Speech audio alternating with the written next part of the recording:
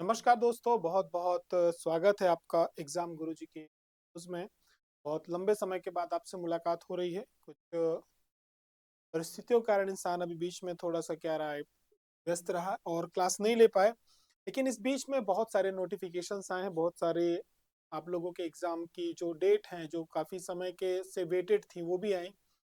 उसी क्रम में एक परीक्षा है जो काफ़ी समय से इंतजार चल रहा था। हालांकि इसकी वैकेंसी उतनी नहीं आई है जितनी अभी इसमें सीटें जो हैं, या ये कहा जाए जो इसमें अभी रिक्तता है वो है। और पोस्ट बहुत सारी हैं इसमें, क्योंकि अभी बीच में नए विश्वविद्यालयों का सृजन भी हुआ है और एक विश्वविद्यालय में लमसम 8 से 9 AR होते हैं। ठीक है, अलग अलग डिपार्टमेंट के अलग अलग असिस्टेंट रजिस्ट्रार होते हैं। और बहुत अच्छी, एक तरह से आप ये कहिए कि यदि ग्रेड 2 में एक प्रशासनिक स्तर पे अच्छी पोस्ट मानी जाए तो ये बहुत अच्छी पोस्ट होती है। विश्वविद्यालय पे आपको बहुत सारी जिम्मेदारियां होती हैं, वित्तीय जिम्मेदारियों के साथ साथ बहुत सारी प्रशासनिक जिम्मेदारियां भी होती हैं। विश्वविद्यालय में दो मुखिया होते हैं, एक कुल सचिव होते हैं और एक कुलपति होते हैं। कुलाधिपति हमारे विश्वविद्यालय के जो होते हैं गवर्नर होते हैं। तो असिस्टेंट रजिस्ट्रार जो होते हैं वो सहायक कुल सचिव होते हैं। तो अलग अलग विभागों के सहायक कुल सचिव कई हो सकते हैं। ठीक है, वित्त के अलग होते हैं, एडमिन डिपार्टमेंट आपका हो गया, कुछ आपका जो ये पुस्तकें वगैरह जहाँ होती हैं, स्टेशनरी डिपार्टमेंट के भी रजिस्ट्रार होते हैं। ठीक है, फाइनेंस डिपार्टमेंट के भी होते हैं, परीक्षा नियंत्रक में भी होते हैं, परीक्षाओं के भी होते हैं, असिस्टेंट रजिस्ट्रार होते हैं, गोपनीय विभाग के। तो ऐसे आप देखो तो विश्वविद्यालय में बहुत सारे AR होते हैं। उन्हीं को प्रमोट करके क्या होता है, कुल सचिव बनते हैं, रजिस्ट्रार बनते हैं। रजिस्ट्रार ये एक जो प्रमोशन होता है वो एक अलग विषय है, हम उस पर नहीं जाएंगे। ये तीसरी वैकेंसी है, पिछले 2019 में आई थी। 19 के पहले मेरे को लगता 15 में आई थी, 15 या 16 में आई थी।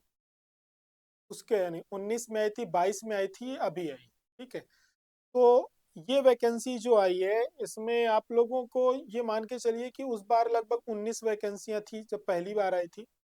फिर दूसरी बार भी काफी कम आई थी, इस बार भी कम आई है, क्योंकि हमारे यहाँ एक विषय चल रहा है वो क्या है, प्रमोशन पे रिजर्वेशन। और जो कुल सचिव का आप लोगों को ध्यान होगा, अभी लगभग 1 साल या 1.5 साल पहले, मेरे को लगता है 1.5 साल हो गए होंगे, कुल सचिव की पोस्ट आई थी। हालांकि हमारे यहाँ जो राज्य सरकार होती है कुल सचिव की सीधी नियुक्ति नहीं कर सकती, पर पता नहीं क्या था उस समय विभाग ने डाल दी थी। ठीक है, कुल सचिव की परीक्षा, लेकिन कुल सचिव की परीक्षा नहीं होनी थी उस पे। वो लोग क्या करने वाले थे कि इंटरव्यू कंडक्ट कर रहे थे डायरेक्ट, किसको, एक्सपीरियंस्ड कैंडिडेट को। तो उसका विरोध हुआ था। विरोध होने का कारण था क्योंकि असिस्टेंट रजिस्ट्रार का अधिकार होता है प्रमोशन। फिर इसके बाद जो कई सहायक प्राध्यापक होते हैं, प्राध्यापक होते हैं, वो लोग भी उसके लिए क्या करते हैं, अपना हिस्सा थोड़ा सा है ना, कि प्रमोशंस वगैरह के माध्यम से रजिस्ट्रार बनते हैं उसमें भी। तो हमारे यहाँ डायरेक्ट रजिस्ट्रार की रिक्रूटमेंट नहीं होती, जैसे हमारे यहाँ पे डायरेक्ट कुलपति की कोई रिक्रूटमेंट नहीं होती। हमारे यहाँ कलेक्टर की डायरेक्ट राज्य सरकार क्या करती है, ऐसे कई विभाग हैं। जैसे आपके यहाँ, हमारे यहाँ तहसीलदार की डायरेक्ट नियुक्ति नहीं होती। हमारे यहाँ नायब तहसीलदार क्या होते हैं, प्रमोट करके तहसीलदार बनते हैं। तो उसी क्रम में ये एक पोस्ट है असिस्टेंट रजिस्ट्रार, बहुत ही अच्छी पोस्ट होती है। अभी क्या हुआ है, इसका सिलेबस अभी जारी नहीं किया गया है, लेकिन इस सिलेबस में ऐसे बहुत सारे क्लॉज हैं या यूनिट्स हैं जिस पे बदलाव के बहुत चांसेज हैं। तो उन्हीं विषयों पे मैं बात करूंगा। अब आप लोग जब तैयारी शुरू करेंगे तो आप लोगों को तैयारी के दौरान किन किन चीज़ों का ध्यान रखना चाहिए, क्योंकि सिलेबस आने में बाकी चीज़ों में थोड़ा सा समय लग रहा है, आएगा, जल्दी आएगा सिलेबस। प्लस क्या पदों में बढ़ोतरी होगी, इस विषय पर भी मैं बात करूंगा कि संभावना है कि नहीं है। ठीक है, तो अब आगे का जो भी आज का जो हमारा मेन है सेक्शन है वो ये है कि आप जब सिलेबस देखें तो इस सिलेबस के सोर्सेस क्या हैं, ऑथेंटिक सोर्सेस क्या हैं, तैयारी करते दौरान आपको किन किन चीज़ों का ध्यान रखना चाहिए। ये अब क्योंकि अब ये पेपर जो हो गए अब ये निगेटिव मार्किंग के हो गए हैं। मात्र एक परीक्षा इसकी हुई है जो कि पॉजिटिव मार्किंग के साथ हुई है। पहली परीक्षा जो हुई थी वो ऑनलाइन हुई थी, ऑनलाइन में भी निगेटिव मार्किंग उस समय थी। ठीक है, और उसके बाद जो दूसरा पेपर अभी पिछले 22 में हुआ तो वो आपका पॉजिटिव मार्किंग के साथ हुआ, ये वाला निगेटिव मार्किंग के साथ होगा। तो कुल मिलाकर के बीच वाली नियुक्ति का किसी को पता ही नहीं चला, पहली और ये नियुक्ति होगी जिसका थोड़ा सा, क्योंकि तैयारी काफी अच्छी छात्रों के द्वारा की जा रही है, तो कंपटीशन ठीक ठाक लेवल का है, इसलिए है। अब आप कहोगे सर क्यों है, क्योंकि इस दौरान क्या हुआ है कि MPPSC के बहुत सारे छात्र क्या किए हैं, पहले क्या था हमारे यहाँ ग्रेजुएशन करके सीधे लोग क्या करते थे, एमपीपीएससी की प्रिपरेशन में लग जाते थे और एग्जाम होते भी नहीं थे। अभी पिछले 2 वर्षों से हमारे यहाँ विश्वविद्यालय स्तर के बहुत सारी परीक्षाएं आयोजित की गई और अन्य परीक्षाएं आयोजित की गई जिनमें पोस्ट ग्रेजुएशन की डिमांड बहुत ज्यादा थी। तो छात्रों ने बहुत तेजी से क्या किया, पीजी किया है और तैयारी कर रहे हैं। तो स्वाभाविक रूप से अब इधर की तरफ रुझान काफी ज्यादा छात्रों का होगा कि वो इस परीक्षाओं को भरेंगे। ठीक है, तो इसमें उपस्थिति भी ठीक ठाक आप लोगों को मिलने वाली है। तो कंपटीशन आप ऐसा मत सोचिए कि इसमें वो कंपटीशन नहीं होगा, इसमें बहुत ही बेहतरीन तरीके का पेपर है, तो बेहतरीन तरीके का आपको कंपटीशन मिलने वाला है। तो यानी आपकी जो तैयारी का स्तर है, मैं आपको डरा नहीं रहा हूँ, मैं आपको जो वास्तु स्थिति है उससे बता रहा हूँ। कहने को ये भी कह सकता हूँ कोई कंपटीशन नहीं है, वैकेंसी बहुत कम है तो बहुत सारे छात्र डिमोटिवेट होंगे, बिल्कुल ऐसा नहीं है। मेरी जानकारी में जितने भी छात्र हैं फुली मोटिवेटेड हैं इस एग्जाम को देने के लिए, और हो भी ना क्यों, क्योंकि सभी को एक वैकेंसी चाहिए, सभी को एक नौकरी की आवश्यकता है और लगातार पेपर हो रहे हैं और एलिजिबल है तो वो सभी फॉर्म भरेंगे, क्योंकि तैयारी की अब उस मैच्योरिटी तक वो पहुंच चुके हैं। अब जो छात्र असिस्टेंट प्रोफेसर की तैयारी कर रहा है स्वाभाविक रूप से इस पेपर की तैयारी करेगा या देगा एग्जाम। जो छात्र अन्य पोस्ट ग्रेजुएशन परीक्षाओं की तैयारी कर रहा है या सिविल सर्विस की कर रहा है वो भी इसको देगा, क्योंकि अप्रैल में, लास्ट अप्रैल में शायद पीएससी है, उसके बाद ये है। तो अब आप लोगों को क्या करना चाहिए, किस प्रकार से आगे बढ़ना चाहिए, हम इस वीडियो में बात करेंगे। वीडियो थोड़ा सा लंबा होगा, लेकिन जो व्यक्ति धैर्य के साथ मेरे साथ जुड़ा रहेगा इस वीडियो में, मैं गारंटी दे रहा हूँ बहुत सारे डाउट्स आपके क्लियर हो जाएंगे। फिर भी कोई डाउट रहते हैं तो नीचे कमेंट बॉक्स में आपको जल्द से जल्द बताना है, ताकि मैं अगले वीडियो में आपके डाउट क्या कर दूं, क्लियर कर दूं। ठीक है तो अब छोटी छोटी बातें जो आप लोगों को जानकारी है, इस वीडियो में हम सब सिलेबस को डिकोड अलग से नहीं करेंगे, सिलेबस पे हम चर्चा करते हुए तैयारी भी मैं आपको वही बताते जाऊंगा कि इसको कैसे पढ़ना है, कहाँ से पढ़ना है, कैसे प्रश्न इससे आते हैं। ठीक है, दूसरी बात, फर्स्ट और पेपर सेकंड पेपर के लिए आप लोगों को किन चीजों का ध्यान रखना चाहिए, क्योंकि इसमें दोनों तरह के विद्यार्थी बैठने, जो एमपीपीएससी के स्टूडेंट्स हैं उनका पेपर फर्स्ट बहुत स्ट्रांग है, जो नहीं है एमपीपीएससी एस्पिरेंट्स उनके लिए पेपर फर्स्ट टफ होगा, निगेटिव मार्किंग है तो थोड़ा सा टेंशन रहेगी, लेकिन पेपर सेकंड सभी के लिए नया है। तो स्वाभाविक रूप से यहाँ पे आके मेरा कहने का मतलब ये है कि कंपटीशन जो है, जो केवल असिस्टेंट रजिस्ट्रार का पेपर दे रहे हैं उनके लिए थोड़ा सा टफ है। सिविल सर्विस वाले छात्रों के लिए थोड़ा सा टफ इसलिए होगा, कम नहीं कम टफ होगा, क्योंकि वो पेपर फर्स्ट उनका कंप्लीट है। लेकिन क्योंकि सिविल सर्विस का पेपर और इसका पेपर आगे पीछे है तो इसलिए उनको थोड़ी सी मेहनत ज्यादा करनी पड़ सकती है। तो किसी के पास एक साइड ज्यादा प्रियोरिटी, किसी के साथ एक साइड ज्यादा प्रियोरिटी। अब यहाँ पे आप मेरे से बोलोगे एग्जाम किसका निकलेगा सर, तो एग्जाम उसका निकलेगा जो इन दोनों के बीच में मेहनत अच्छी करे। स्वाभाविक रूप से एमपीपीएससी वाले का पेपर फर्स्ट अच्छा है, लेकिन जो केवल इसका पेपर देगा उसके पास इफरात समय है, पर एमपीपीएससी वाले के पास 1 महीने का ही गैप है इस पेपर के बीच। एक निगेटिव फैक्टर उसके साथ वहां जुड़ा हुआ है। नया पेपर दोनों के लिए नया है, सेकंड पेपर। ठीक, बात करेंगे टाइम टेबल, क्या पढ़ना है क्या नहीं पढ़ना है, ये सारी बातों पर करेंगे, और कितने नंबर आए की तैयारी हो जाए। देखो, मोटी मोटी छोटी छोटी मगर मोटी बातें ये हैं, आप लोगों के जो फॉर्म भरने हैं वो, परीक्षा की तिथि आपकी कब है, 17 मई है। ठीक है, बहुत ज्यादा समय आपको पेपर में नहीं दे रहा है, 7 मई से मिल जाएंगे आप लोगों के एग्जाम फॉर्म। 6 मार्च की तारीख से आप लोगों के फॉर्म भरने शुरू हो जाएंगे, यानी जब आप होली खेल लेंगे तो आप सभी लोगों के क्या होंगे, फॉर्म भरने शुरू हो जाएंगे। ठीक है, और 13 मार्च से लेके 22 मार्च तक आपके जो है आवेदन होगी, सॉरी 6 फरवरी से आपके आवेदन शुरू हो जाएंगे और 5 मार्च तक आपके भरे जाएंगे। यानी आप लोगों के पास लमसम 1 महीने का टाइम है कि आप इसके जो आवेदन है वो कर सकते हैं होली के बाद तक। तो आप लोगों को कोशिश ये करनी है कि आप होली के पहले अपने फॉर्म वॉर्म फिल करके आराम से रंग खेलना। ठीक है, इसके बाद आगे की तरफ बढ़े, बात करें। ठीक है, इनमें ज्यादा हम समय नहीं देंगे। द्वितीय श्रेणी का राजपत्रित वो अधिकारी होता है, आप गजेस्टेड ऑफिसर होता है, असिस्टेंट रजिस्ट्रार, इसमें प्रमोशंस के माध्यम से प्रोफेसर वगैरह भी जो बनते हैं वो भी रजिस्ट्रार वगैरह बनते हैं। ठीक है, और आपको इसमें अभी ये जो वेतनमान है आपका 56,100 से 1,77,500 तक का वेतनमान होता है। बहुत सारी इसमें सुविधाएं आपको मिलती है, एक बेहतरीन बंगलो मिलता है, गाड़ी होती है जिसके बाहर आपका सहायक कुल सचिव विश्वविद्यालय का नाम लिखा होता है, और आपको एक बहुत शानदार केबिन मिलता है, आपको ऑफिस असिस्टेंट मिलते हैं। जब आप अंदर बैठते हो तो आपका एक अलग केबिन होता है, आप उस पर तो आपके जो मिलने वाले होते हैं वो आते हैं। बाहर आपका एक कार्यालय होता है जो कि सहायक कुल सचिव का कार्यालय होता है। जब आप उसमें एंट्री करोगे उस विभाग में, तो सबसे पहले आपके कार्यालय में बाबू होंगे जो कि आपको एक चिट्ठी लिखवाएंगे, आपको क्यों कारण किस कारण से मिलना है, फिर वो चिट्ठी आप तक पहुंचेगी, फिर आप अलाउ करोगे। यानी जो रुतबा होता है, मेरा कहने का मतलब, राजपत्रित अधिकारी तो आपके बहुत सारे होते हैं, प्रोफेसर भी होता है सेकंड ग्रेड, पर उसका वो रुतबा नहीं होता जो सहायक कुल सचिव का रुतबा। विश्वविद्यालय में आप एक तरह से आप ये कह सकते हैं, जैसे आपने तहसीलदार वगैरह का रुतबा देखा, वैसा रुतबा विश्वविद्यालय के अंदर कुल सचिव और रजिस्ट्रार का होता है। ठीक है। कुलपति के जस्ट बाद यदि कुल सचिव और कुलपति लगभग इक्विवेलेंट मान सकते हो आप, प्रधानमंत्री राष्ट्रपति की श्रेणी में आ गए, एक तरह से आप ये कहो पावर का लड़ाई है।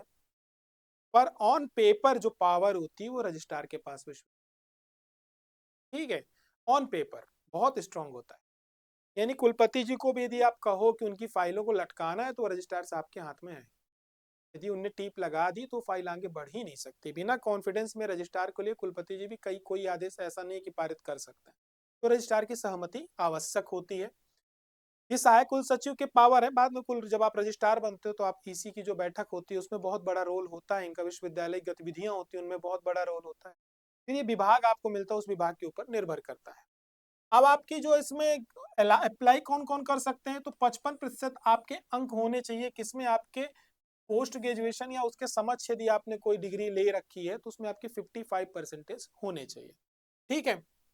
अब इसमें सभी लोग अप्लाई कर सकते हो और उम्र जो है आपकी 21 से लेकर के 40 वर्ष तक की रखी गई है। और मध्य प्रदेश के मूल निवासी जैसा कोई विषय अभी इसमें ऐसा नहीं है कि केवल यहीं के लोग दे सकते हैं, तो क्योंकि उसमें माननीय जो हमारे न्यायालय है उनने क्या कर रखी है, रोक लगा रखी है। वैकेंसी टोटल 12 है। ईडब्ल्यूएस की 1 है, ओबीसी की 3 है, एसटी की 2 है, एससी की 2 है और यूआर की 4 है। ठीक है। 87-13 का जो हमारा एक मध्य प्रदेश सरकार की एक अलग योजना चल रही है, अनवरत काल से आगे तक चलेगी। इस चीज को आप लोग एक्सेप्ट कर लो, जब तक चलेगी तब तक इसको लेके चलना है हमें, और इसके अनुसार आपको तैयारी करनी है। तो वैकेंसी टोटल 12 है, आप सभी लोगों की अलग अलग भाग में बांट दी जाएगी, 87-13 के भाग में। तो जो रहेगी आप लोग इसको देख लेंगे। ठीक है। अब मोटी बातें ये है, ध्यान रखना है, आप लोगों की 6 फरवरी से फॉर्म भरे जाएंगे, 5 मार्च को खत्म हो जाएंगे। बाकी के आप लोग क्या कर सकते हो, त्रुटियां वगैरह है वो सुधार सकते हो। आयोग को आप एक्स्ट्रा पैसा देना चाहते हो तो दे सकते हो। परीक्षा की तिथि 17 मई है, तो 6 फरवरी और 17 मई ये वो 2 तारीखें हैं जिनको आपको बिल्कुल क्या करना है, ध्यान रखना है। मेन बात ये ध्यान रखना, बाद में लेट आओगे तो सरकार ने बढ़िया व्यवस्था कर रखी है, आप 2500-3000 रुपए के साथ भी अपना फॉर्म भर सकते हो। ठीक है। तो जिनको लगता है कि फीस कम है तो 2500-3000 के साथ अपना फॉर्म जरूर भरें। ठीक है। चलिए अब हम लोग बात करते हैं। देखिए 2 पेपर होने वाले हैं, पेपर फर्स्ट और paper second. Paper first MPPSC की सभी परीक्षाओं में कॉमन है, लास्ट में मैं उस पर बात करूंगा। हम शुरुआत पेपर सेकंड से करेंगे। तो पेपर सेकंड में देखिए, ऐसा जो सबसे पहली यूनिट आनी है वो आपकी यानी हायर एजुकेशन, उच्च शिक्षा। क्यों? क्योंकि जो ये परीक्षा होने वाली है किसकी विभाग की होने वाली है, हायर एजुकेशन। आप हमेशा जब तक रिटायर नहीं होंगे आप उच्च शिक्षा की वेबसाइट आप हमेशा सर्च करेंगे, आप नौकरी लगने के बाद, क्योंकि आपके सारे आदेश वहीं से पारित होंगे। आप उच्च शिक्षा मंत्रालय के अंतर्गत आएंगे, आपको जो भी विभाग मिलेंगे उच्च शिक्षा के अंतर्गत ही मिलेंगे। तो इसलिए आपको उच्च शिक्षा का जो ढांचा है और उसके प्रकार है वो जानना आवश्यक है, जिसमें उच्च शिक्षा में आपका सबसे माई बाप जो है वो आपका यूजीसी है, विश्वविद्यालय अनुदान आयोग नहीं है। फिर आपकी जो जिंदगी को संवारेगा और आपको सर्टिफिकेट देगा वो नैक देगा, क्योंकि नैक का मूल्यांकन किसी भी विश्वविद्यालय के लिए बहुत महत्वपूर्ण है, उसमें रजिस्ट्रार की बहुत बड़ी जिम्मेदारी है। तो यूजीसी और नैक ये 2 चीजें जो आपको हमेशा डरा करके रखेंगी, तो इसलिए इनके बारे में आपको जानना बहुत जरूरी है। तो यूजीसी और नैक का आपको स्ट्रक्चर पढ़ना होगा, यूजीसी नैक की करंट सिचुएशन क्या वो पढ़ना होगा, उसमें कौन अध्यक्ष है इस समय, कौन प्रमुख है, उसका स्ट्रक्चर क्या है, कौन कौन होता है, प्रशासनिक सेवा अधिकारी होता है, किस मंत्रालय के अंतर्गत आता है, कब इसका हुआ, इसकी जिम्मेदारियां क्या है। तो यहाँ पर कुल मिलाकर के लगभग आपको जो ये 10 विभाग दिए गए हैं, अखिल भारतीय आपका एआईसीटी आ जाता है, जिन्होंने इंजीनियरिंग कर रखी होगी एआईसीटी के बारे में वो लोग जानते हैं। ठीक उसी प्रकार से जैसे इंजीनियरिंग के लिए अखिल भारतीय तकनीकी शिक्षा परिषद है ना, all India council of engineering and technology है, उसी प्रकार से राष्ट्रीय चिकित्सा आयोग है, यानी आपका जो हॉस्पिटल डिपार्टमेंट आईएमसी है वो हो गया। अध्यापक शिक्षा परिषद, ये आप लोगों के जो अध्यापक होते हैं उनका एक शिक्षा परिषद है। आपके जो बीएड डीएड के एग्जाम होते हैं उनमें इनका बहुत बड़ा रोल होता है। बार काउंसिल ऑफ इंडिया है, जो लॉ से जुड़े हुए हैं, एडवोकेट्स हैं, उन्हें मालूम होगा बार का कितना बड़ा रोल है। इसके लाइसेंस के बाद ही आप लोग क्या करते हो, एडवोकेट की प्रैक्टिस करते हो। फार्मेसी काउंसिल है, फार्मासिस्टों की काउंसिल है, नर्सिंग काउंसिल है, आयुर्विज्ञान परिषद यानी कृषि अनुसंधान परिषद है, और वेटनरी काउंसिल ऑफ आयुष है। ये सभी के सभी क्या है, हायर एजुकेशन से ही रिलेटेड है, एक तरह से आप ये कह सकते हो। ठीक है, तो आप सभी लोगों को इसके बारे में क्या करना है, पढ़ के रखना है।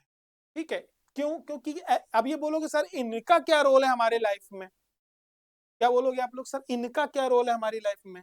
मतलब हमारा 3 के ऊपर के तो हमको ठीक समझ में आ रहे थे, 2 मेन नैक और विश्वविद्यालय। तो ये अखिल भारतीय तकनीकी शिक्षा इसलिए जरूरी है क्योंकि मध्य प्रदेश के अंतर्गत ऐसे बहुत से विश्वविद्यालय हैं जो इंजीनियरिंग भी कराते हैं, जिनमें से आपका रीवा विश्वविद्यालय भी है, आपका जबलपुर यूनिवर्सिटी भी है, आपका क्या कहते हैं भोपाल भी है ना, बरकतुल्ला यूनिवर्सिटी में भी इंजीनियरिंग होती बीयूटी में। तो ऐसे कई यूनिवर्सिटीज हैं जो क्या कराती हैं, इंजीनियरिंग भी कराती हैं। तो उनको मान्यता कहाँ से मिलेगी, एआईसीटी से मिलेगी। राष्ट्रीय चिकित्सा आयोग का क्या रोल है, राष्ट्रीय चिकित्सा आयोग का भी कई रोल है। ठीक इसी प्रकार से अध्यापक शिक्षा परिषद से जुड़ा हुआ बार काउंसिल ऑफ इंडिया, क्योंकि लॉ लगभग यूनिवर्सिटियों में लॉ की पढ़ाई होती है। ठीक है, तो आपको यहाँ से भी आपको हमेशा काम पड़ेगा। फार्मेसी का भी है, ठीक इसी प्रकार से नर्सिंग का भी है, और आपका एग्रीकल्चर कॉलेज ऑलरेडी चल रहे हैं, हमारे यहाँ ग्रामोदय विश्वविद्यालय चल रहा है, ये हायर एजुकेशन डिपार्टमेंट के अंतर्गत आता है। वेटनरी कॉलेज भी आपको है, क्योंकि मंत्रालय कई जगहों पे इनके अंतर्गत आते हैं। अब आपका इन सभी मंत्रालयों से क्या करना है, पाला पड़ना है।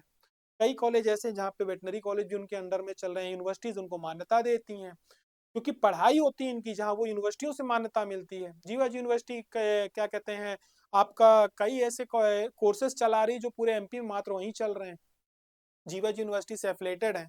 आपको जब मान्यता देनी है तो आपको यूनिवर्सिटी तो मान्यता देगी, लेकिन साथ साथ ये विभाग भी मान्यता देंगे। तो दोनों जगह से जब एफिलिएशन मिलता है तो वहाँ पे रजिस्ट्रार का बहुत बड़ा रोल होता है। ये सब क्या है, ये आपकी जिम्मेदारियां हैं, तो आपको इनके बारे में पता होना चाहिए। इसके बाद आपकी जो अगली यूनिट आएगी, आपका भाई शिक्षा मंत्रालय है, इससे संबंधित कौन कौन सी इकाइयां, यानी मानव संसाधन विकास मंत्रालय, जो अब शिक्षा मंत्रालय हो गया नेप 2020 आने के बाद। तो आपको इसके बारे में पढ़ के रखना, यानी इसका पूरा स्ट्रक्चर आपको पता होना चाहिए, क्या जिम्मेदारियां, क्या काम करता है, कैसे करता है। रूसा, ये राष्ट्रीय उच्चतर शिक्षा अभियान है, जिसमें बहुत सारे फंडिंग होती है अलग अलग देशों के साथ, एशियन डेवलपमेंट बैंक वगैरह के साथ भी होती है। तो ये आपको पढ़ के रखना है। रूसा कई प्रोग्राम कॉलेजों में ऐसे चलते हैं जो कि रूसा के द्वारा फाउंडेड होते हैं, इसका अलग विभाग भी चलता है। Department of science and technology, department of learning, UNICEF, UNICEF के कई प्रोग्राम है विश्वविद्यालयों में चल रहे हैं। ठीक है, आप लोगों को शायद जानकारी हो या ना हो, महिला बाल विकास मंत्रालय एक ऐसा जगह है जो उस पे जो महिला परियोजना अधिकारी होते हैं उनका आधा काम तो यूनिसेफ के साथ पड़ता है, आधी ज्यादा फंडिंग तो डब्ल्यूएचओ यूनिसेफ कर रहा है। एशियन डेवलपमेंट बैंक, आप विश्वास करना, आप जितनी योजनाएं पढ़ोगे 50% में एडीबी का पैसा लगा हुआ है। ठीक है, तो इसी प्रकार से विश्व बैंक है, वर्ल्ड बैंक है, कई योजनाएं चला रहा है।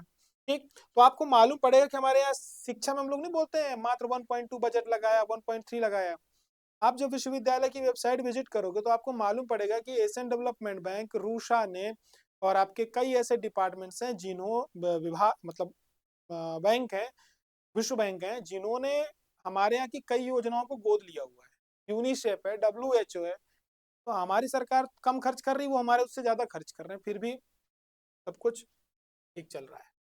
इसके बाद बात आती है कि अब आप जब ये सब पढ़ोगे तो आपके उत्तरदायित्व क्या है। ठीक, आपका इसके बाद प्रशासन पर विधायी, कार्यपालिका, न्यायिक नियंत्रण और स्थानीय प्रशासन, आपको ये पढ़ के रखना पड़ेगा। क्यों? क्योंकि विश्वविद्यालय में विधायक, सांसद, मंत्री, ईसी मेंबर होते हैं।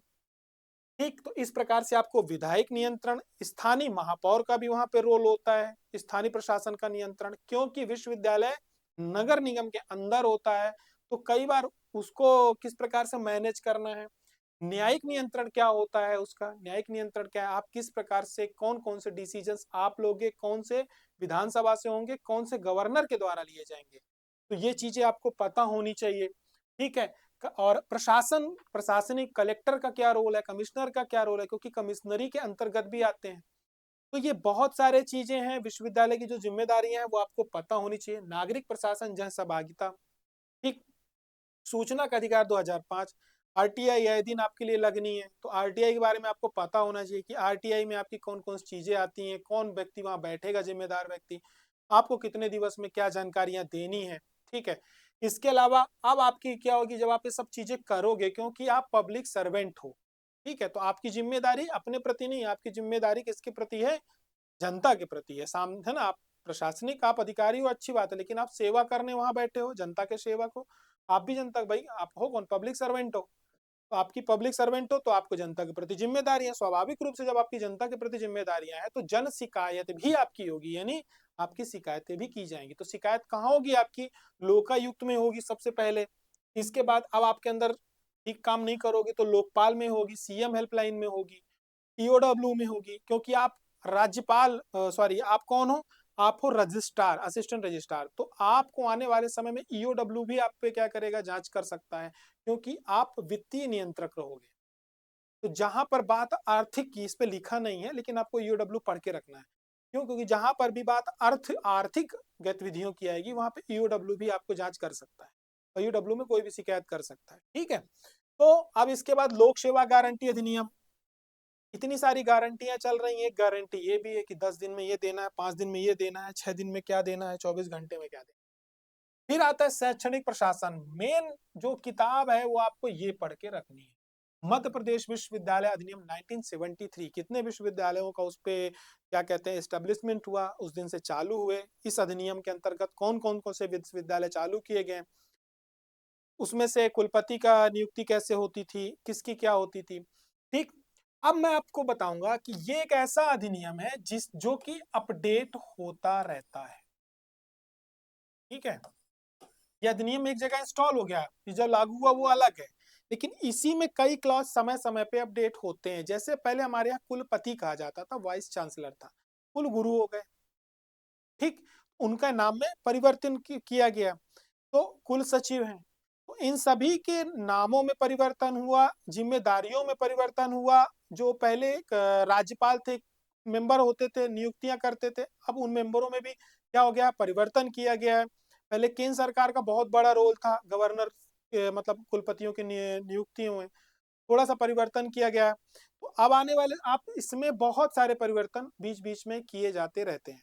तो आप सभी लोगों को थोड़ा सा इसको लेकर के जागरूक रहना है कि कौन से क्लॉज में परिवर्तन किया गया है, तो नियुक्ति किसके द्वारा की जाती है। अधिकार क्षेत्र में भी परिवर्तन कई जगह किए गए हैं। ठीक है, एक पहले बीच में भी एक आया था, पीडब्ल्यूडी का जो एक इंजीनियर होता, उसकी नियुक्ति जो होती थी पहले क्या होती थी, विश्वविद्यालय की ईसी बैठ करके कर देती थी। अब उसकी नियुक्ति कहाँ से हो रही है, एमपीपीएससी के एग्जाम के माध्यम से हो रही, फिर उसको वहां पे डेपुटेशन में भेजा जा रहा है। तो ये बीच बीच में ऐसे कई हुए, क्योंकि वो इसी का मेंबर भी होता है। इसी के मेंबरों की नियुक्ति पहले गवर्नर करते थे, सीधे डायरेक्ट सारे मेंबरों की नियुक्ति गवर्नर करते थे, लेकिन अब कुछ स्वमेव मतलब अपने आप होते हैं मेंबर।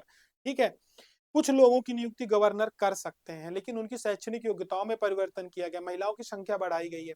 तो ऐसे बहुत सारे इसमें क्या किए गए हैं, अभी परिवर्तन हाल फिलहाल किए गए। तो आप लोगों को इसमें जो अभी हाल फिलहाल 22 से लेकर के इधर परिवर्तन किए गए हैं वो क्लॉज जरूर देखने पड़ेंगे। मेरी बात समझ गए आप, सबसे कई परिवर्तन किए गए हैं।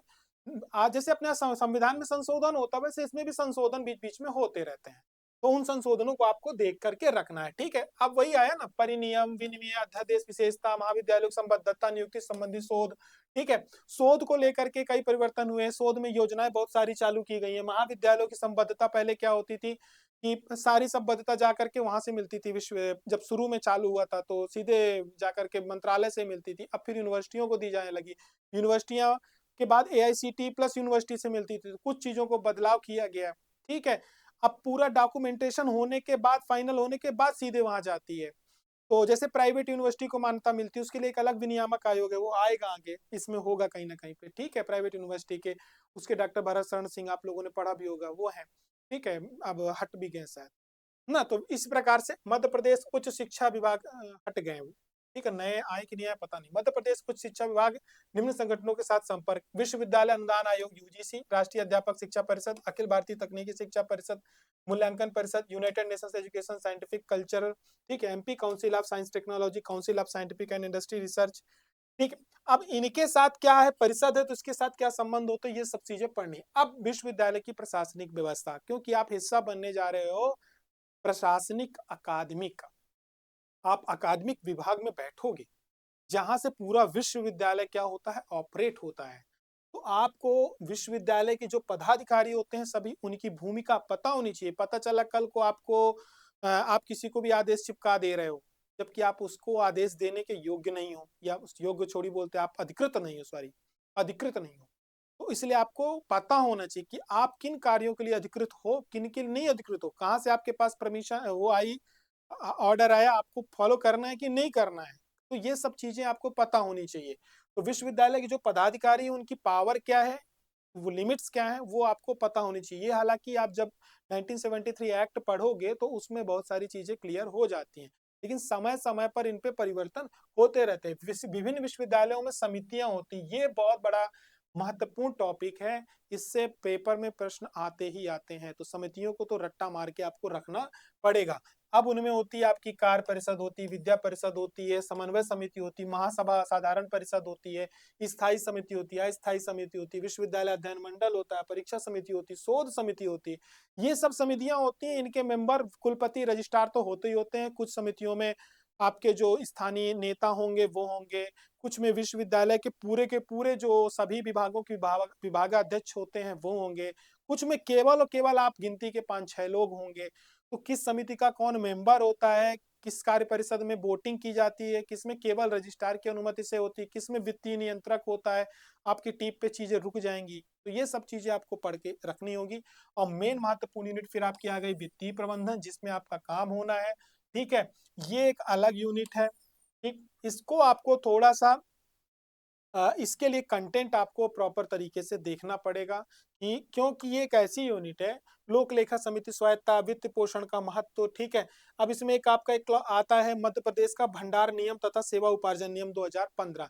इसमें भी अभी हाल ही में परिवर्तन हुआ है। 2015 वाले में 2000 में बदलाव हुआ है, अब बदलाव हुआ है। पिछली विधानसभा जब बैठी थी तो ये अपडेट किया गया। तो आप लोगों को ये मध्य प्रदेश भंडार क्रय नियम, सेवा उपार्जन नियम, ये आप सभी लोग अब भी हुआ है, इस विधानसभा में हुआ है। तो आप सभी लोगों को इसको लेटेस्ट वाला पढ़ना पड़ेगा। ठीक है, क्योंकि रजिस्ट्रार के पास पूरी परचेजिंग पावर होती है। जो भी परचेजिंग की जाती है वो उसकी टेबल से ही होके गुजरती है। तो आप उसके लिए अथराइज पर्सन हो कि नहीं हो, तारीख कितने तक की लिमिट आपकी है, उसके बाद लिमिट क्रॉस नहीं करना है। ठीक है, क्योंकि सभी जगह यही चलता है। जैसे फाइनेंस कंट्रोलर होता है, वो कितने तक के चेक को असाइन कर सकता है, कितने के नहीं कर सकता, वो रजिस्ट्रार के पास जाएगा, कुछ डायरेक्ट उसके पास से निकल जाएंगे। तो ये सब चीजें आपको पढ़ के रखनी पड़ेंगी। इसके बाद आपका अगला आता है शिक्षण शोध यूजीसी नेट। तो जिन्होंने भी पेपर फर्स्ट इसकी तैयारी की होगी, असिस्टेंट प्रोफेसर की यूजीसी नेट की तैयारी, तो उनको यूजीसी नेट का जो पेपर फर्स्ट है, शिक्षण अभिक्षमता शोध इकाई हिंदी में गद्यांश आधारित, तो 10th यूनिट आ गई।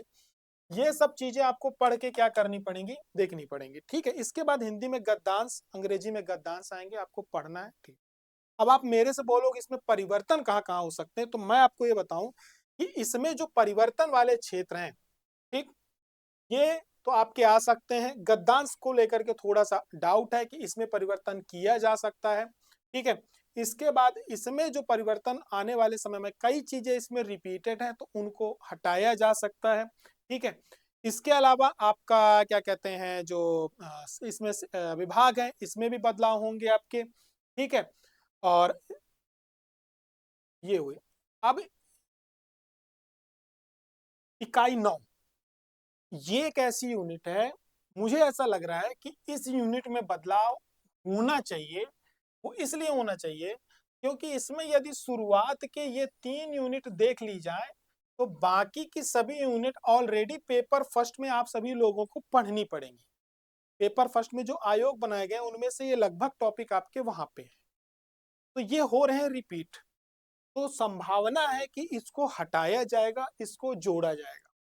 इसी बीच में विश्वविद्यालय में कई ऐसे अभी विधानसभा में पिछले वर्ष ही विश्वविद्यालय संबंधित कई नियमों को पारित किया गया, परिवर्तन किया गया, तो संभावना है वो जुड़ेगी। नेप 2020 ऑलरेडी इसमें ऐड है। ठीक है, तो वो नेप 2020 जो है आपका उसमें ऐड है, उसमें दिख नहीं रहा होगा। ठीक है, तो वो डाला गया। उसके बाद कई समितियां बनी हैं, प्लस अभी इसमें जैसे आप लोगों को जो सेंट्रल हमारा एग्जाम काउंसिल है एग्जाम ले रहा है वो नहीं है। नेप के बाद कई कमेटीज बनाई गई, कई आयोग बनाए गए हैं, वो इसमें नहीं है, वो हो सकता है सम्मिलित किए जाएं।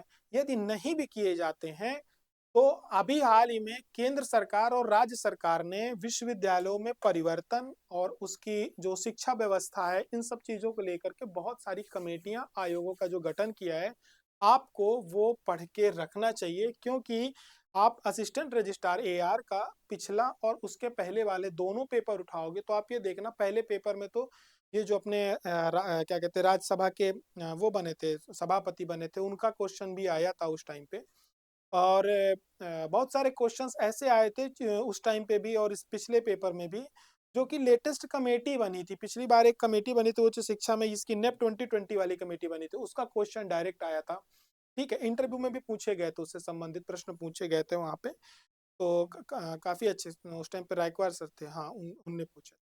तो उनने काफी सारे प्रश्न उठे थे। तो देखो ऐसा है कि ये यूनिट्स, ये जो टॉपिक है, मेरे हिसाब से ये हटने चाहिए, पॉसिबिलिटीज इनके हटने की हैं, क्योंकि रिपीट तो अब इन रिपीट हो रहा है, तो इसकी जगह वो कुछ नया लेकर के आएंगे। तो पॉसिबिलिटीज ये है कि आप लोगों का वित्त वाला टॉपिक बढ़ाया जा सकता है, मेरे हिसाब से बढ़ने की संभावना है। फाइनेंस वाले टॉपिक को बढ़ाया जाना चाहिए, क्योंकि फाइनेंशियल रिस्पॉन्सिबिलिटीज बहुत ज्यादा होती हैं। और नहीं होगा कुछ समझ में तो वो नियम जितने बनाए उनने वो ला करके आपको चिपका देंगे, वो आपको पढ़ने पड़ेंगे। ठीक है, हो सकता है प्राइवेट यूनिवर्सिटी लॉ है, उन्होंने लेके आया है, अभी बीच में आया है प्राइवेट यूनिवर्सिटी लॉ, पिछली बार तो था, तो आपसे क्वेश्चन भी आए थे, उससे बहुत सारे क्वेश्चन आए, तो वो पूछा जा सकता है आपसे। पिछली बार दिया नहीं था लेकिन क्वेश्चन दे दिए थे, तो प्राइवेट यूनिवर्सिटी लॉ से आपको क्वेश्चन क्या कहते हैं, इसमें हो सकता है टॉपिक जोड़ दे, 1973 एक्ट है उसके साथ प्राइवेट यूनिवर्सिटी लॉ भी दे दे, तो वो दे सकता है। तो क्योंकि ये रिपीटेड है तो इसको लेकर के थोड़ा सा डाउट है। फिर भी आप लोगों को पढ़ते वक्त विश्वविद्यालय और उच्च शिक्षा से संबंधित कोई भी गतिविधियां हैं, आपको नजर में रखना पड़ेगा, बिना उसके बेड़ा पार नहीं होगा। क्योंकि अभी तक जितने दो पेपर हुए हैं, दोनों पेपरों में करंट ओरिएंटेड क्वेश्चन बहुत सारे उठाए गए हैं, सेकंड पेपर में भी। तो ये बात आपको ध्यान रखनी है। अब यहाँ पे आगे बढ़ेंगे, हम लोग बात करेंगे किसकी, पेपर फर्स्ट की बात करेंगे। अध्ययन बोध हिंदी गद्य आप सभी को मालूम है क्या पूछा जाता है, इसमें इतना समय देने की आवश्यकता नहीं है।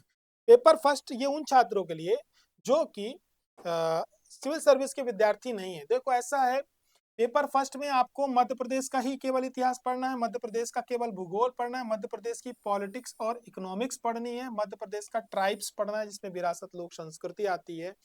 ठीक है, और इसी में आपके राजनीति में ही आ जाता है प्रमुख आयोग और जो एक्ट वगैरह हैं वो आ जाते हैं। करंट अफेयर आपको पढ़ना है और सूचना एवं संचार पढ़ना है। कुल मिला के एमपी संपूर्ण मध्य प्रदेश पढ़ने के साथ आपको करंट अफेयर्स और कंप्यूटर, सूचना संचार ये पढ़ के रखना है। 5 यूनिट आपकी ये रहेंगे, निगेटिव मार्किंग के साथ रहेंगी। अब इसमें आप पेपर उठा करके देखोगे तो पेपर का स्तर आप लोगों के साथ बिल्कुल भी ऐसा नहीं किया जा रहा है कि आप लोगों के साथ कोई अलग व्यवहार किया जा रहा है। जो सिविल सर्विस का पेपर आ रहा है सेम वही पेपर आप सभी का आ रहा है, चाहे असिस्टेंट पेपर का रजिस्ट्रार का उठाओ, चाहे असिस्टेंट प्रोफेसर का उठाओ, इंजीनियरिंग का उठाओ। ये आयोग ने एक चीज बड़ी अच्छी करी है कि ऐसा नहीं कर रहा है कि वो सिविल सर्विस वाले का बिल्कुल सिविल सर्विस का पेपर बना रहा है, बाकी लोगों को कुछ भी दे रहा है। अब वो बराबर लेवल में पेपर ले रहा है, यानी पेपर अच्छा आता है, स्टैंडर्ड बहुत अच्छा है। कहने की बात है 49 नंबर क्वेश्चन किसी के सही हो रहे होंगे, किसी के 49.5 क्वेश्चन सही हो रहे होंगे। ईमानदारी से बोलूं तो जो असिस्टेंट प्रोफेसर में हमारे यहाँ लगातार पिछले बार इंटरव्यूज हुए हैं, बहुत सारे स्टूडेंट्स ने दिए हैं, वीडियोस भी डले हैं, अनुभव उनके आप वहाँ देख सकते हैं। तो उन लोगों के एवरेज क्वेश्चन मेरे से यदि आप बात करो 50 में से वो लोग 30-32 क्वेश्चन टच कर पाए। हाईएस्ट जो गया था मेरे पास 36-38 क्वेश्चन सही थे उसके, 36 हाईएस्ट, जो एक्चुअल में पीएससी का एस्पिरेंट नहीं है। पीएससी एस्पिरेंट वाला 41-42 क्वेश्चंस कर ले रहा है। तो आप लोग यदि पेपर फर्स्ट में टच कर रहे हो, 75 मार्क तक 75% लेके आ रहे हो, उसमें क्वेश्चन सही कर रहे हो 80%, 75 से 80% तक, तो आप ठीक है। पेपर सेकंड में आपको मेहनत करनी पड़े, पर इससे नीचे जा रहे हो, यदि बिलो 30 जा रहे हो, क्वेश्चन 32, तो आपकी नैया पार नहीं हो, यानी आपको इतनी मेहनत करनी पड़ेगी। ठीक है, कि आप इसमें कम से कम 35 क्वेश्चन आप सही करो, क्योंकि अब कंपटीशन बढ़ रहा है और कंपटीशन बढ़ेगा। बहुत छात्र इसकी तैयारी कर रहे हैं, आज की डेट में बहुत छात्र इसकी तैयारी कर रहे हैं। तो आप सभी लोग पेपर फर्स्ट में सिलेबस में क्या बदलाव हो सकता है, हवा में बातें नहीं। देखो मैंने इसमें बताने का आपको प्रयास किया है कि यदि आपको ये एग्जाम निकालना है तो आप इसको ऐसे मत देखो कि यार ठीक है वैकेंसी कम है, फॉर्म कम भरे जाएंगे, कंपटीशन कम है। बहुत मेहनत करनी पड़ेगी, छात्र एक एक वैकेंसी के लिए लड़ाई लड़ रहे हैं। ठीक है, मेहनत उतनी ही है, चाहे 150 वैकेंसी में आओ, चाहे 12 वैकेंसी में आओ, चाहे 7 वैकेंसी में आओ। आज एक वैकेंसी का भी नोटिफिकेशन आया तो फॉर्म भरे गए हैं, पेपर हुए हैं, इंटरव्यू हुए हैं, सिलेक्शन हुआ, ये छात्र दे रहे हैं एग्जाम। तो कंपटीशन का लेवल उतना ही है, कम नहीं है कहीं। तो इसमें घुसने से पहले ये चीज ध्यान में रखना, यदि आपको ये एग्जाम देना है तो पूरी तैयारी के साथ देना, यदि शिद्दत के साथ आपको मेहनत करनी पड़ेगी। हाँ, लेकिन इसके बाद जिंदगी मैंने जो बताई, जब आप बैठोगे विश्वविद्यालय में तो जो अब आपसे कोई आपका रिश्तेदार, कोई भाई बंधु मिलने आएगा तो पहले आपके कार्यालय में जाएगा, कार्यालय में आपके लिए एक चिट्ठी लिखेगा, फिर चिट्ठी आपके पास आपका चपरासी लेकर के जो भृत्य है जो आएगा, भृत्य आपको बाहर सूचना देगा, फिर वो आपको अंदर भेजेगा। वो जीवन आपको देने को मिलेगा, मतलब कि एक एक अलग जिंदगी जीने को मिलेगी। हाँ ठीक है, बहुत अच्छी नौकरी होती है, सुबह 10 बजे जाना, शाम को 5 बजे चले आना। इसके बाद कोई फोन कॉल्स नहीं, कोई पॉलिटिकल अनयूजुअल पॉलिटिकल प्रेशर नहीं, कोई ऐसा नहीं कि कहीं आग लग गई है तो जिम्मेदारी आपकी है। आपको बस विश्वविद्यालय में आग नहीं लगनी चाहिए, बाकी के शहर में लग रही तो आपकी जिम्मेदारी का मैटर नहीं है। ठीक है, पुलिस वाली जिंदगी नहीं है कि आधी रात को भी फोन कॉल घूम रहा है, वो एक अलग लेवल की जिम्मेदारी होती है, प्रेशर होता है, इसमें एक अलग प्रेशर। पर लाइफ बहुत अच्छी है, बहुत अच्छी जॉब होती है विश्वविद्यालयों में, रेपुटेशन वाली जॉब। ठीक, तो आप लोग इसकी तैयारी कर सकते हैं। अब एग्जाम गुरु जी क्या कर रहा है, एग्जाम गुरु जी स्वयं ये कर रहे हैं कि हम इसके लिए एक कोर्स लेकर के आ रहे हैं, समर्पण हमारी सीरीज का नाम है। ठीक है, समर्पण उनके लिए जो समर्पित होकर के तैयारी करना चाहते हैं। ठीक, तो तन समर्पण, मन समर्पण और धन समर्पण, 3 समर्पण आपको करने पड़ेंगे। ठीक है, तन मन धन और जीवन से। तो तीनों में समर्पण जब आप कर दोगे, तन मन और धन, तो आपको मिल जाएगा एक अच्छा जीवन। तो तन समर्पण, मन समर्पण और धन समर्पण, 3 समर्पण के बाद आपको जीवन आपका है, आपको जीना है। तो एग्जाम गुरु जी 90 दिनों का प्लान लेकर के आ रहा है। 90 दिनों का प्लान क्यों है, क्योंकि ये जो कोर्स शुरू होगा ये आपका 1 फरवरी से शुरू हो जाएगा। ठीक, 1 फरवरी से, तो 90 दिनों का प्लान है। इसमें हमारा आपको वीडियो कोर्स प्रोवाइड किए जाएंगे, पेपर फर्स्ट और पेपर सेकंड, अलग क्वेश्चन कोई भी नहीं पूछना, इसमें पेपर फर्स्ट और पेपर सेकंड दोनों इंक्लूडेड है। ई बुक्स आपको दी जाएंगी, नोट्स हमारा तैयार है। ठीक है, नोट्स हमारा तैयार है। टेस्ट सीरीज आपको उपलब्ध कराई जाएंगी, पेपर फर्स्ट और पेपर सेकंड दोनों की। प्रिंटेड नोट्स आपको उपलब्ध कराए जाएंगे। डाउट सेशन प्रिंटेड नोट्स आपके घर पे भेजे जाएंगे, पेपर फर्स्ट और पेपर सेकंड दोनों के। ठीक है, डाउट सेशंस आपके होंगे। आपको इसमें इंटरव्यू गाइडेंस प्रोग्राम भी मिलेगा, यानी आपको इसके बाद कुछ भी नहीं करना है। एग्जाम के लिए आपको तैयारी करने के लिए क्या होता है, आपको चाहिए होता है सबसे पहली बात वीडियो कोर्स, लेक्चर्स। लेक्चर्स के बाद आप बोलोगे सर नोट्स चाहिए, हाँ सर नोट्स चाहिए। फिर आप बोलोगे सर मैं रिश्तेदारी में चला गया था इसलिए पढ़ाई नहीं कर पाया, तो ई बुक डली हुई है आपकी जेब में, बैठ के पढ़ो। बोलोगे सर ठीक है ई बुक तो मिल गई लेकिन मैंने टेस्ट तो लगाया नहीं, तो इसमें आपको टेस्ट भी मिल रहे हैं, आप टेस्ट दो।